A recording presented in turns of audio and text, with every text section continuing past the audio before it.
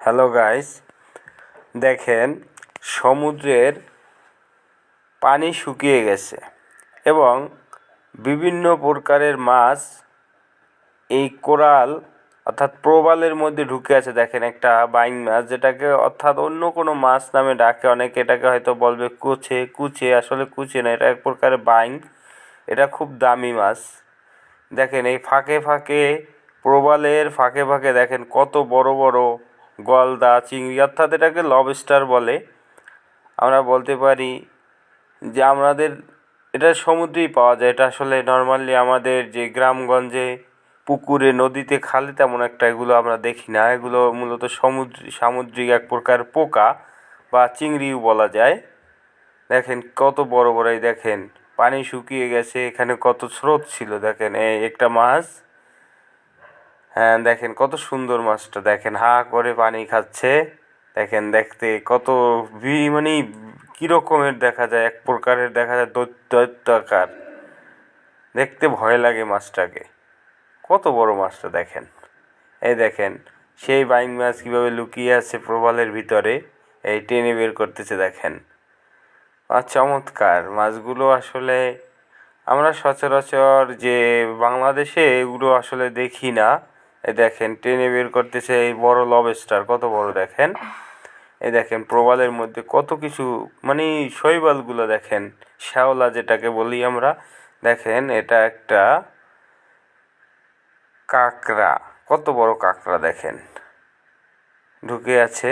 পানি টেনে গেছে, অর্থাৎ সমুদ্রের পানি টেনে গেছে, এর জন্য প্রবালের ভিতরে মাছগুলো লুকিয়ে আছে। দেখেন এটা এক প্রকারের শামুক, কত সুন্দর। এগুলো আমরা যখন সমুদ্র ঘুরতে যাই, অর্থাৎ আমরা যখন সি বিচে যাই, তখন এগুলো কিনতে পাওয়া যায়।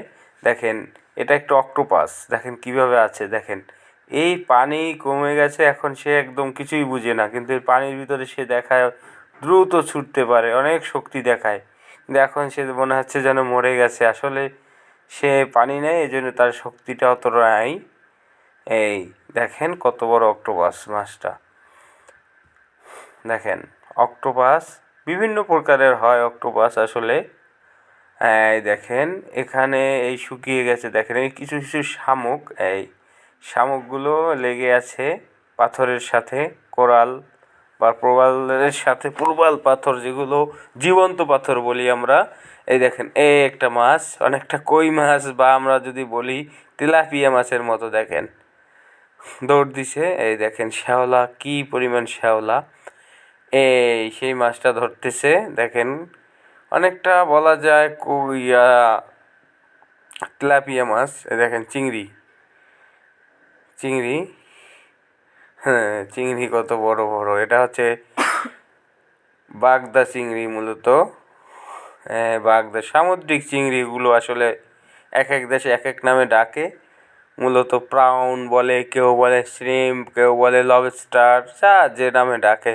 তো মূলত আমরা এগুলোকে বাগদা বলি। দেখেন সমুদ্রের পাড়ে বা এগুলো বিল, এই যে এগুলো জাল পাচ্ছে কারেন্টের যে নেট, সেগুলো দেখেন মাছ। এটা একটা লাল কোরাল মাছ, সে কীভাবে আটকে আছে দেখেন মাছটা।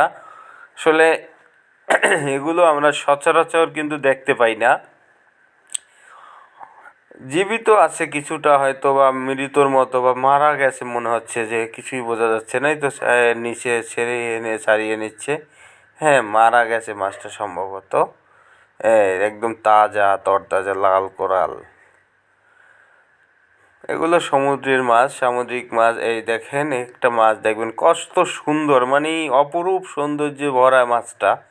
কি রূপ দেখেন মাছটা, আসলে খুব ভালো লাগে দেখতে।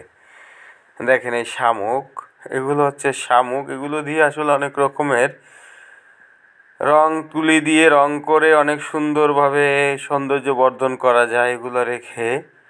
আবার অনেকেই শামুকগুলো দেখা যায় খায়। হ্যাঁ নর্মালি উপজাতিরা, বিশেষ করে বাংলাদেশ বলি বা অন্য অন্য দেশে উপজাতিরা এগুলো খায়। দেখেন কত বড় বড় শামুক, সৌন্দর্য ভরা। এই চমৎকার, কত সুন্দর দেখতে শামুকগুলো। আসলে এগুলো আমরা সচরাচর দেখতে পাই না।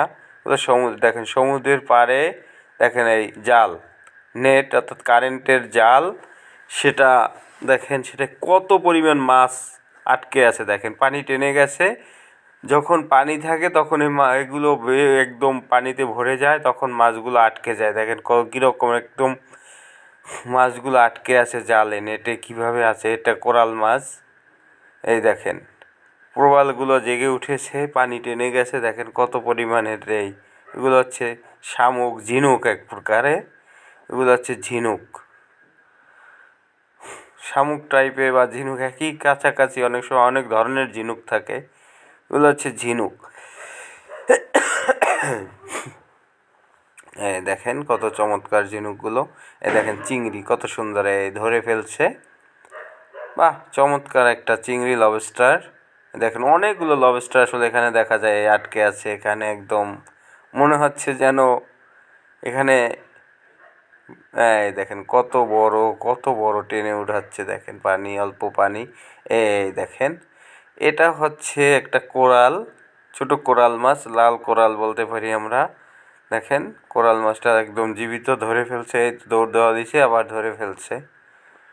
চমৎকার আসলে এগুলো অকল্পনীয়। দেখেন নেটের মতো আটকে একটু ফাঁকা রেখে এটা রাখছে পানির ভিতরে। যখন অনেক জোয়ার আসে, পানিতে ডুবে যায়, তখন দেখেন এর মধ্যে কী পরিমাণ মাছ আটকে আছে।